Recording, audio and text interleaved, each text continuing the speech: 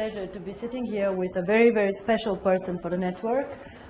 This is Mr. Karri Vallrus, and he is the European ambassador of OneCoin. So he is somebody who drives actually the network in Europe, be it the Scandinavian countries, Germany, UK, but also Russia and Kazakhstan, which are very important markets for us actually. So Karri, how have the last months been for you? Oh, where could I be? Where could I start? So first of all, I'm very happy to be here with you with the new fantastic office. But the since I started my travel as an ambassador, it has been an amazing journey for me. I've been a kind of a rock star in this industry a long time, but actually this is created me first time in my life to be a little bit humble, but absolutely honorable to have to work with the people, because I never seen so many happy people in my life ever. So wherever I arrive, people are happy and smiling and very polite, and it feels like a big family which is being created all around. So it's been an amazing experience so far. So I know you want to ask me some questions, but before we do this, I want to ask you one. We all know that I'm more a financial person and not so much in the network, but share with me, why do you think people like OneCoin so much? What is the reason that they get excited by the concept and like it? I think first thing is because there are no demands. It's, you can join and you are not asked to do anything. That is something that people are attracted to. And once they get the right information, which is, by the way, not really available because there is so many wrong information, but once you give them the right information, it's so simple and clear and understandable. And I think because there is no demand and people see that they belong something. Mm-hmm. They belong something bigger, and this is how I think it is the most important thing. Well, this makes me, of course, very, very happy. Now, you want to ask me a few questions, so go ahead. Well, of course, I work basically in Europe and CIS. So, what Europe means to OneCoin? Well, Karri, we started actually. OneCoin was when we started. It was strongest in Hong Kong and in China. So we opened the first office in Hong Kong, and we received huge support from these markets. China is a very, very interesting country. They love innovations, they love cryptocurrency, and they supported us in the beginning very, very much. Then when I speak about cryptocurrency and the users of cryptocurrency, I believe the emerging markets will be the users actually of cryptocurrency, not so much Europe, because Europe is spoiled. If I want to send money from Bulgaria to Sweden, it's very fast, yeah? It goes really, really fast. Or the guys from Germany to UK. It is not that difficult, like, for example, from Singapore to India. But what for me is special about Europe is Europe normally are the earliest adopters to any technology. Very, very sophisticated people who understand innovation, who are the first ones trying it out. So whenever they get excited about something, it gets quite big actually in the world. All the iPhones and all this, they started in the US, but the Europeans also like this a lot. And I think the European market currently gives us huge support to roll out to the emerging markets. Even if they do not use the cryptocurrency so much, they practically enable all these people who will join later in Africa and in other markets to use OneCoin. For example, let's say you hold 10,000 OneCoins, and in 3 years you decide to sell a part of this. Your buyers most probably will come all from emerging markets, because these people, they do not want to buy the currency as an investment, they want to buy it as a payment system, as a carrier of value. So for example, maybe some Indian person will buy 100 OneCoins from you in Singapore to be able to send this 100 OneCoins to his wife in India. And this is why I think Europe is extremely important. You cannot build a global currency, fast, borderless payments without Europe. We are one of the most developed markets out there, and I have huge support here. A lot of the leaders come from Europe, and I think this is one of the most important markets that we have actually. All right, well, I'm working in an area that is pretty much known as a wealthy area. Europeans are a wealthy country, and also Russia, Kazakhstan, Ukraine, it's really wealthy countries. And they asked me the questions. Well, I know how I answer, but what is it? Because they are limiting the coin sales. So what is your answer to that? That why we are limiting the coin sales? So now, drastically. I see. How they think that, you know, so your question somebody is, wants to sell more right. coins. So your question is, some of us mine coins and they go to the internal exchange, and some of us sell coins and buy coins. So as OneCoin, as I say, is 1 year old, first of all. It's not like Bitcoin, it is not a liquid market yet. So it means that there might be a day where we have huge demand for coin sales or huge demand for coin buying. And this is why we as a company always say buying and selling the coin should never be a reason why you join. The coin actually needs to be used. So we need to have some time, and I say always it's 3 to 5 years until we really manage to have a usability and a liquid market where you can do unlimited sales and buying actually on the market. Until then, Kari, if you do not have limits, for example, what can happen is that one person with a huge sales order or huge buy order can distort the price a lot. And this is what happens to Bitcoin often. I don't know if you see all this going up, down in a very, very big amount.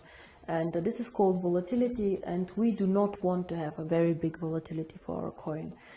People do not understand how it can be that Bitcoin today is worth $500 and tomorrow only 400 within a day.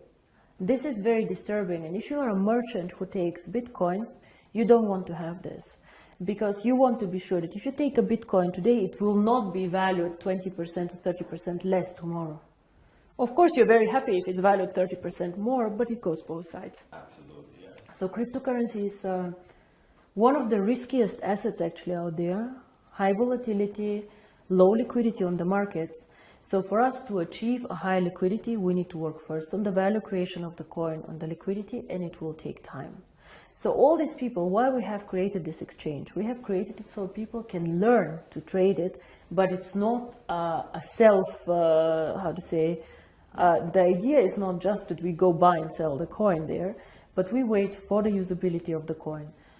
This coin is very, very young. We have so much way to go, but we have created miracles already. So I'm looking very, very positive into the future. But remember, the internal exchange is demand and supply. So you have to find somebody who wants to sell coins to buy, and the other way around. So the company itself is not obliged to buy back your coins or to sell your coins. If I don't have coins, I cannot sell them. Yeah? And as a company, we do not buy back the coins. So it's always you selling your coins to somebody else or somebody else buying from you. Don't forget also a bit the time differences. When China sleeps, you're awake, and so on. So sometimes, as I said, the market is not liquid and not efficient yet. And then the other question is, which relate to that, is that how is the value created? Now, there are two questions I think inside here. First is what is the value of cryptocurrency, and the second is how do we determine today if one coin is valued €1, €2, or €5? Yes. So we have a concept which is called mining difficulty. And there are calculators out there on the internet for Bitcoin. Everybody can Google them. You just Google Bitcoin mining difficulty calculator and you see how this is calculated. It's a very, very simple thing. You calculate, one is electricity costs for the mining, and the second is computer power. So to mine a coin, you need obviously a computer to do some calculations and electricity to get the computer running. So depending on these two things, the mining difficulty grows or goes down. It goes both ways. It can go up, it can go down.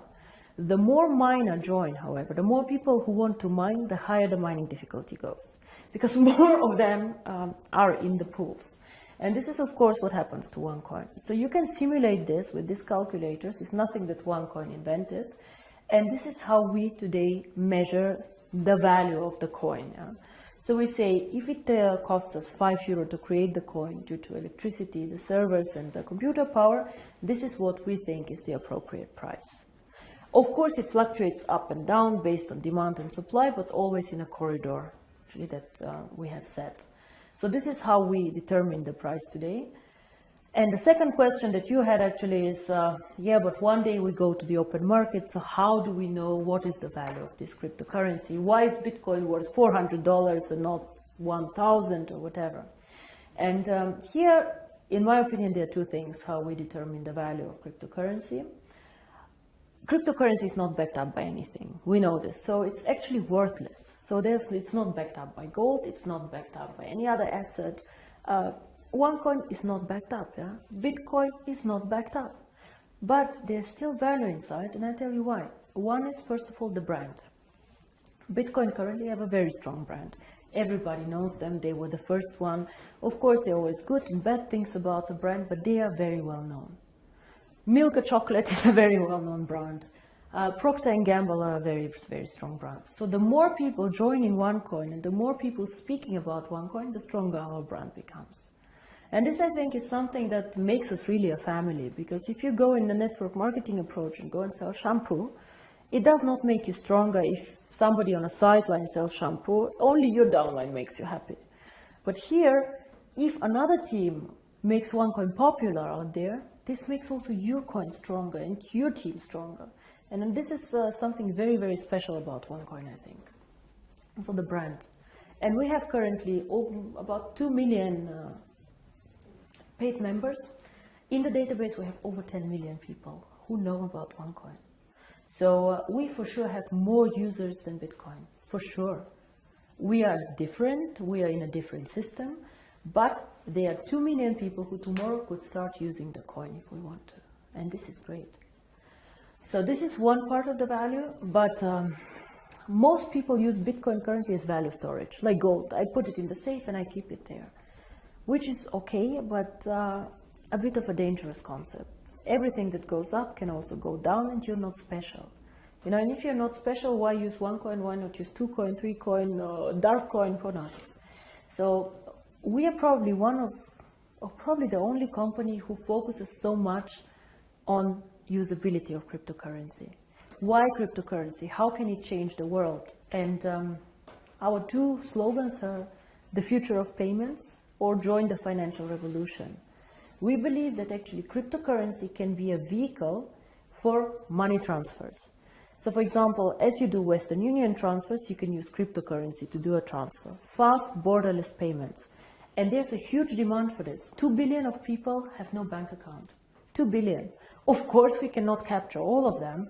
But again, if we capture only 10 million or 100 million people, it's a network. It grows so fast. We see what happened. You know, December 2014, I was sitting at my desk and I had a bet with Per Carlson, who is not here anymore, if we will manage to have 10,000 people. And we did a huge celebration with 10,000 people. Today we have 2 million after 12 months. It is incredible. And this is the network effect. The more people know about OneCoin, the more they will come and the stronger the brand becomes.